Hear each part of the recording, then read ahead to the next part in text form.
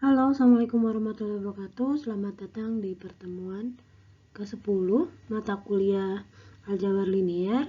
Kali ini kita sebelum masuk ke ruang vektor, kita akan membahas tentang apa sih vektor itu, apa sih operasi yang bisa berlaku untuk vektor itu. Nah, untuk pertama, sekarang apa sih vektor itu? Mungkin di pelajaran fisika, di fisika dasar atau fisika di SMA kita sudah tahu bahwa vektor itu adalah kuantitas fisik yang memiliki ukuran atau besaran dan arah. Jadi pokok utamanya adalah besaran dan arah. Nah, secara geometrik si vektor ini khususnya dalam ruang dimensi 2 dan 3, karena di dimensi 3 ke atas, dimensi 4 kita tidak bisa menggambarkannya, si vektor ini digambarkan sebagai ruas garis berarah atau anak panah. Jadi seperti ini, kita punya anak panah atau ruas garis berarah, kita namakan vektor V misalkan. Jadi ada yang menuliskan V saja, ada juga yang menuliskan untuk vektor ini V, di atasnya misalkan ada tanda panahnya seperti itu. Lalu yang titik awal di sini, titik awal panah yang belum ada cekungnya di sini, dia disebut initial point atau titik awal, dan di sini yang ujung anak panah ini disebut terminal point atau titik akhir. Nanti kalau misalkan kita berbicara di bidang koordinat kartesius, misalkan kita diminta membuat suatu vektor yang dia menghubungkan dua buah titik, misalkan titik A dan B. Nah, penamaan vektornya boleh kita namain sebagai abjad, seperti huruf di sini, misalkan A, B, C, D sampai Z. Lalu boleh juga dengan dua titik vektor tersebut. Jadi titik inisial awalnya di A, di poin A, titik terminal poinnya di B, maka kita bisa menuliskan vektor tersebut dengan AB. Seperti ini, vektor AB dengan di atasnya dikasih arah, artinya dia adalah vektor. Nah, penggunaan vektor ini yang kita kenal umum adalah penggunaan vektor di fisika yang memiliki besaran dan arah. Contohnya seperti ini, tentang perpindahan, kecepatan, lalu percepatan dan gaya itu bisa kita nyatakan sebagai suatu vektor karena ada besaran dan arahnya. Lalu di informatika juga ada sebenarnya. Seperti mungkin ada yang ingat saya ngomong di awal bahwa penerapan aljabar linier di informatika salah satunya adalah text mining. Nah, terus di text mining itu kita bisa menyatakan suatu teks dengan ukuran, besaran, dan arah. Lalu arahnya seperti apa, besaran seperti apa, silakan nanti dipelajari lagi selanjutnya ketika kalian bergumul dengan text mining.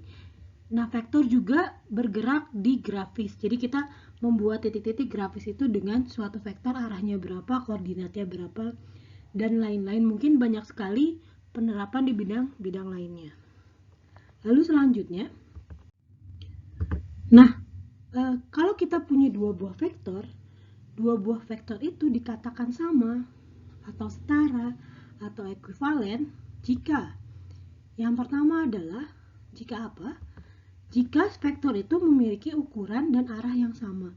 Ini saya gambarkan vektor ini sama-sama masing-masing 2 cm yang saya gambarkan dengan arahnya, atau kalau saya gambarkan derajatnya, misalkan ini ada derajatnya, ini saya gambar masing-masing 46 derajat, sudutnya 46 derajat terhadap sumbu X misalkan. Nah, terus masing-masing panjang vektor ini saya gambarkan 2 cm. Nah, oleh karena itu vektor ini bisa dinyatakan bahwa vektor W, F, dan X adalah vektor yang sama, vektor yang setara atau vektor yang ekuivalen. Ditulis seperti ini, vektor V sama dengan vektor W sama dengan vektor X. Boleh juga ada panahnya di atas, boleh juga tidak. Nah, ini dinyatakan bahwa panjang vektor, nanti kita akan bahas di pertemuan selanjutnya panjang vektor, karena panjang vektor V sama dengan panjang vektor W sama dengan panjang vektor X. Lalu arahnya juga sama. Seperti itu. Untuk sudut juga, nanti saya akan bahas selanjutnya di pertemuan selanjutnya bagaimana menghitung sudut suatu vektor. Di sini kebetulan untuk memastikan secara geometris bahwa yang saya gambar adalah sama, maka saya nyatakan dalam sudut.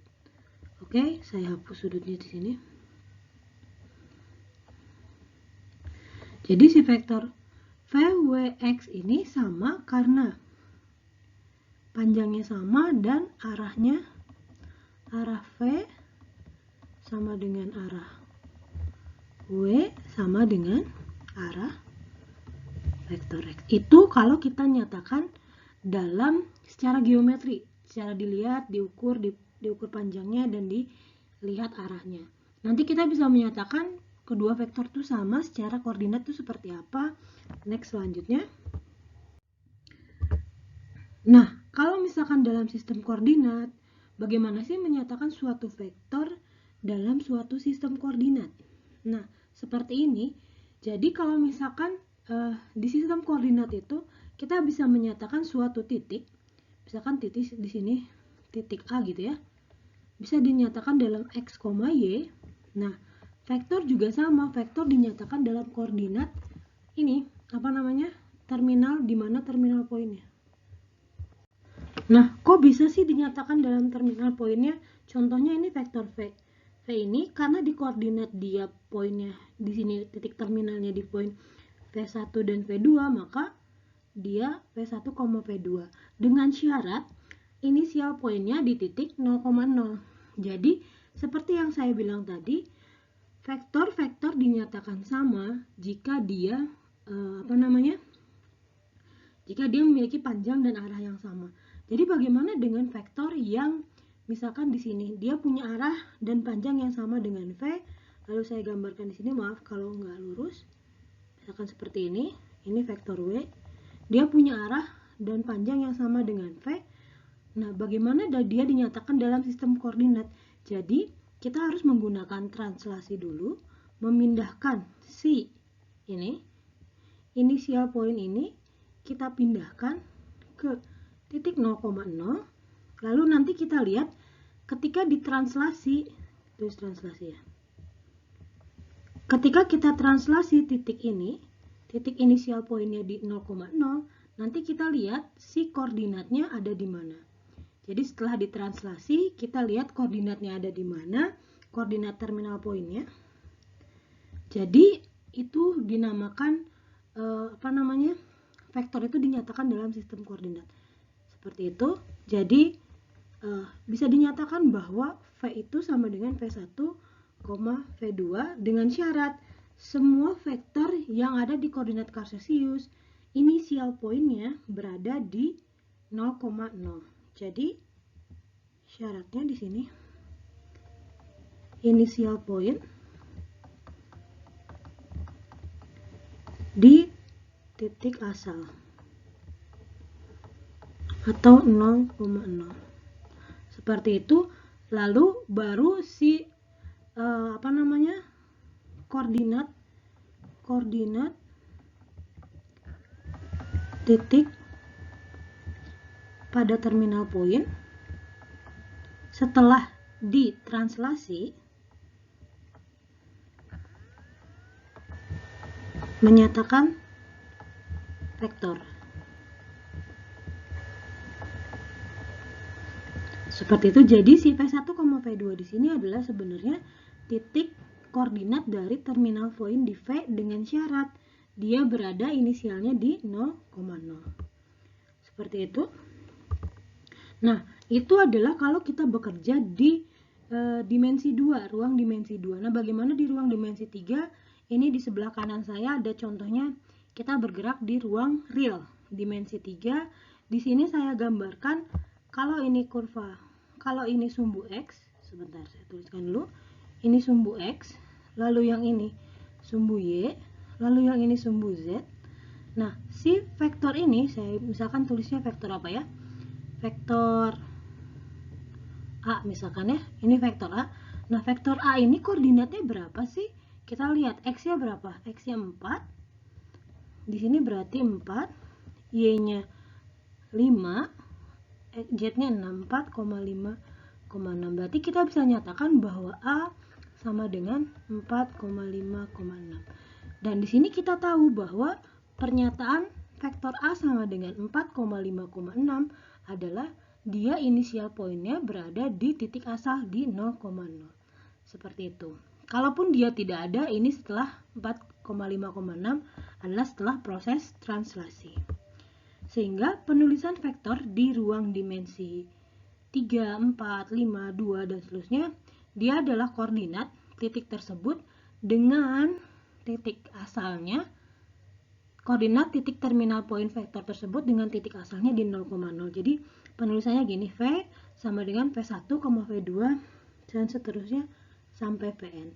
Bisa juga dituliskan dalam bentuk kolom, jadi V1 seperti ini, boleh juga dituliskan V1 dan seterusnya sampai Vn.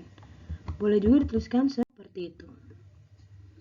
Lalu selanjutnya, nah seperti yang tadi saya bilang di awal, bahwa kesamaan dua buah vektor dapat dinyatakan dalam koordinat kartesius.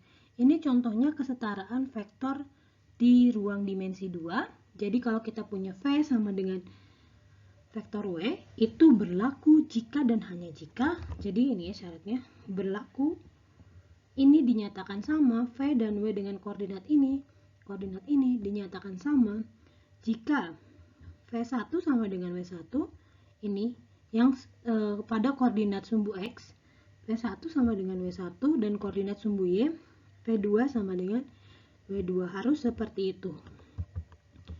Nah, bisa juga ini kalau dituliskan dalam dimensi N, seperti saya tadi bilang, penulisannya adalah seperti ini. Kalau kita punya koordinat, kita punya vektor V1 sampai Vn, vektor W1 sampai Vn, V sama dengan W jika V1 sama dengan W1, V2 sama dengan W2, Vn sama dengan Xn. Nah, nanti misalkan saya punya soal di sini. Kalau misalkan saya punya vektor V sama dengan X, 5 misalkan. Oke. Lalu vektor W sama dengan 0, Y dengan X, Y-nya anggota bilangan real gitu ya. Nah, ternyata diketahui V itu sama dengan W. Artinya apa? Artinya ketika V sama dengan W, X, 5 sama dengan 0, Y, artinya apa? X sama dengan 0 dan Y sama dengan 5 ya. Artinya adalah V koordinatnya adalah 0,5. Koordinat V 0,5, koordinat W juga 0,5. Berarti gini ya. Jadi ketika sama dan di sini kita punya variabel, ya udah samakan variabel yang bersesuaian. Ini di sumbu X, ini di sumbu Y, seperti itu.